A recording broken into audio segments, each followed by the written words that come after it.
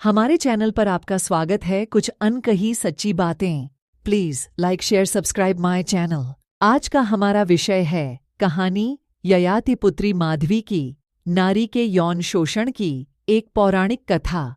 आज की पौराणिक कहानी है नहुष कुल में उत्पन्न चंद्रवंश के 5वें राजा ययाति की पुत्री माधवी की। इस कथा का वर्णन महाभारत के उद्योग पर्व के 106वें अध्याय से 123वें अध्याय में आता है। माधवी थी तो राजपुत्री, पर उसके पिता ययाति ने उसे इसलिए गालव राशि को सौंप दिया था ताकि वो उसे अन्य राजाओं को सौंपकर अपने गुरु विश्वामित्र को गुरु दक्षिणा में देने के लिए 800 श्वेतवर्णी अश्व प्राप्त कर सके।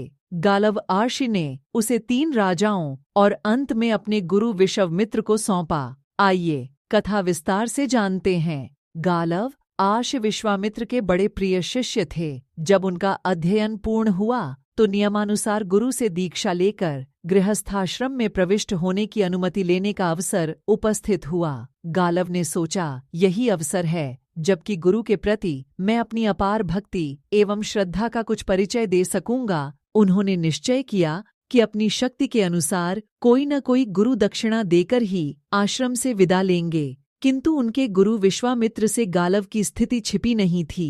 फलतः गालव के अनेक अनुरोधों एवं दुराग्रहों को क्षमा कर उन्होंने उन्हें गृहस्थाश्रम में प्रविष्ट होने की ही अनुमति प्रदान की। किंतु गालव भी अपने निश्चय के प्रति अविचल थे। उनको यह कथापि स्वीकार नहीं था कि गुरु को कोई दक्षिणा दिए बिना ही वे आश्रम से विदा ले। वह अपने निश्चय पर डटे रह गए और विश्वामित्र के बहुत कुछ समझाने बुझाने पर अंत तक यही कहते रहे, गुरुदेव, मेरी विद्या तब तक फलवती नहीं हो सकेगी जब तक मैं आपको कोई दक्षिणा नहीं दे देता। अकिंचन और युवक ब्राह्मण पुत्र की यह धृष्टता उन्हें मर्म भेदिनी सी लगी, जो उन्हें यह आज अपनी दक्षिणा का पात्र समझ रहा है। उन्हें यह स्मरण करने की आवश्यकता नहीं थी कि वह राजा के पुत्र थे। सम्राटोचित वैभव विलास को पैरों तले ठुकराने वाले को एक भिखारी का बालक दक्षिणा देना चाहता है, यह कैसी विडंबना है। विश्वामित्र विचलित हो उठे, उनका धैर्य समाप्त हो गया। गालव के इस हठ एवं अभिमान ने उनके विवेक और संयम को झंकृत कर दिया।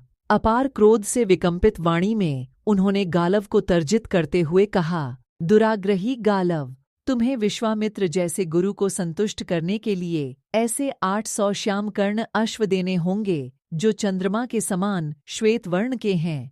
अत्यंत कठिन शर्त थी यह गालव के लिए, किंतु विश्वामित्र की यह वज्रवाणी स्वाभिमानी एवं दृढ़ निश्चयी गालव को विचलित नहीं कर सकी। उन्होंने अत्यंत विनय और सत्कार भरे शब्दों से अपने आचार्य से तात्कालिक क्रोध को शांत करके इस दुर्लभ दक्षिणा को जुटाने के लिए यथेष्ट समय देने की याचना की, जिसे विश्वामित्र ने भी स्वीकार कर लिया। तेजस्वी गालव की पक्षिराज गरुड़ से विशेष मैत्री थी। फलतः विश्वामित्र की अमरशाग्नि से बचाने के लिए गरुड़ ने गालव का बड़ा संग दिया। अपने कामकाज से छुट्टी लेकर वह गालव के संग भूमंडल भर की प्रदक्षिणा करके ऐसे 800 श्यामकर्ण अश्वों की खोज के लिए निकल पड़े। द्रुतगामी गरुड़ पर बैठकर समूचे भूमंडल की परिक्रमा कर चुकने पर भी जब गालव को सफलता की कोई आशा नहीं दिखाई पड़ी तो वह निराश होकर आत्महत्या के लिए उतारू हो गए। किंतु गरुड़ ने इस समय भी उनका साथ नहीं छोड़ा। अपनी सूझबूझ से उनके प्राणों की रक्षा करके उन्होंने गालव को अभीष्ट सिद्ध के लिए गंगा यमुना के संगम स्थल पर बसे प्रतिष्ठानपुर के स्वामी महाराज ययाति की शरण में चलने की प्रेरणा दी। महाराज ययाति का उन दिनों धरती के राजाओं में सर्वाधिक सम्मान था। अपने अतिथियों, यज्ञों एवं प्रजा के कल्याणकारी कार्यों के लिए ययाति को कुछ भी अदेय नहीं था। जब उन्हें गरुड़ समेत आर्षकुमार गालव के आगमन की सूचना दी गई तो राजा ने उनका हार्दिक स्वागत सत्कार किया। गरुड़ ने अपने आगमन का प्रयोजन बताते हुए कहा, राजन, यह तपोनिधि गालव मेरे अभिन्न मित्र हैं। महर्षि विश्वामित्र के यह प्रिय शिष्य रहे हैं, किंतु दुर्योगवश गुरु दक्षिणा के प्रसंग पर गुरु शिष्य के बीच ऐसी विषम स्थिति उत्पन्न हो गई है कि उसकी शांति आपकी कृपा द्वारा ही संभव है।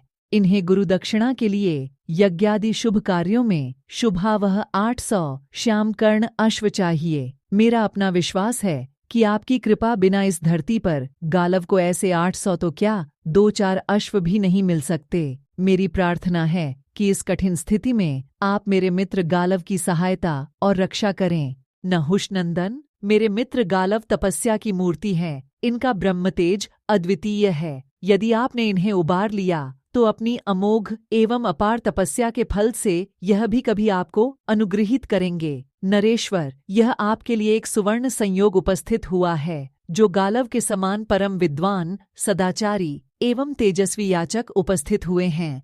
अपने मित्र गरुड़ की मर्मस्पर्शिणी वाणी सुनकर राजा ययाति प्रसन्न हुए, किंतु संयोगात उस समय उनकी स्थिति वैसी नहीं थी जैसी कि गरुड़ समझते थे। अनेक राजसूय और अश्वमेध यज्ञों में उन्होंने अपना संपूर्ण कोष रिक्त कर दिया था। कुछ क्षण गंभीर सोच विचार करने के अनंतर उन्होंने अपनी त्रैलोक्य सुंदरी कन्या माधवी को समर्पित करते हुए गालव से कहा, अर्षिकुमार, मेरी यह कन्या दिव्य गुणों से अलंकृत है। दैवी वरदान के अनुसार इसके द्वारा हमारे देश में 4 महान राजवंशों की प्रतिष्ठा होगी। इसे संग लेकर आप पृथ्वी के अन्य राजाओं के पास जाइए। ऐसी सर्वगुणोपेत एवं सुंदरी के शुल्क के रूप में राजा लोग अपना राज्य तक दे सकते हैं। फिर 800 श्यामकर्ण अश्वों की तो बात ही क्या है, किंतु मेरी यह भी प्रार्थना है कि 800 अश्वों की प्राप्ति के बाद आप मेरी कन्या मुझे वापस दे देंगे। ययाति पुत्री माधवी को संग लेकर गरुड़ और गालव सर्वप्रथम अयोध्या के राजा हर्यश्व के पास पहुँचे, जो उस समय न केवल अपनी दानशीलता, शूरता, परदुख कातरता तथा समृद्धि के कारण धरती भर में प्रसिद्ध थे, वरन संसार भर से चुने हुए अश्वों को रखने के कारण भी विख्यात थे। अयोध्यापति ने उनके आगमन का कारण पूछा। अर्षिकुमार गालव ने राजा हर्यश्व से माधवी के कुल, शील एवं गुणों की चर्चा करते हुए जब अपना मंतव्य प्रकट किया तो राजा हर्यश्व की प्रसन्नता का ठिकाना न रहा, किंतु विडंबना यह थी कि उनके पास वैसे श्यामकर्ण अश्वों की संख्या केवल 200 थी। हर्यश्व ने अपनी असमर्थता प्रकट करते हुए गालव और गरुड़ को यह सुझाव दिया, आपको मेरे ही समान अन्य राजाओं से भी माधवी के शुल्क के रूप में वैसे श्यामकर्ण अश्वों की प्राप्ति का उपाय करना होगा। मैं अपने 200 अश्वों को देकर माधवी से केवल एक पुत्रोत्पत्ति की प्रार्थना करूंगा। दूसरा कोई चारा न होने के कारण गालव और गरुड़ ने अयोध्यापति हर्यश्व की बात मान ली और ययाति पुत्री माधवी को अयोध्या में निर्दिष्ट अवधि के लिए छोड़कर कुछ दिनों के लिए अन्यत्र चले गए। यथासमय राजा हर्यश्व के संयोग से माधवी ने वसुमना नामक सर्वगुणोपेत पुत्र को उत्पन्न किया, जो बाद में चलकर अयोध्या के राजवंश में परम प्रसिद्ध हुआ। तदनंतर निश्चित अवधि बीत जाने पर गालव और गरुड़ पुनः अयोध्या वापस आए और माधवी के शुल्क के रूप में प्राप्त उन 200 अश्वों को कुछ दिनों के लिए अयोध्या में ही छोड़कर माधवी के संग पुनः वैसे अश्वों की खोज में चल पड़े।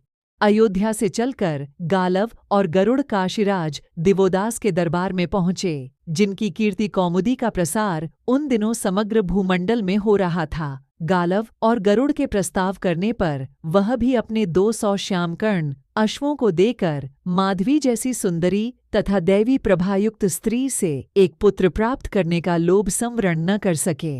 नियत समय बीत जाने पर माधवी के संयोग से काशीराज दिवोदास ने प्रतर्दन नामक पुत्र की प्राप्ति की, जो बाद में काशी राज्य का पुनरुद्धारक ही नहीं प्रत्युत वंश परंपरागत शत्रुओं का विध्वंसक भी हुआ। इस द्वितीय पुत्रोत्पत्ति के बाद भी सुंदरी माधवी पुनः ऋषिकुमार गालव के संग किसी अन्य राजा की राजधानी की ओर चल पड़ी। इस बार गालव और माधवी पक्षराज गरुड़ के संग भोजराज उशीनर के यहाँ पहुँचे, जो अपने समय के राजाओं में प्रतिष्ठित थे।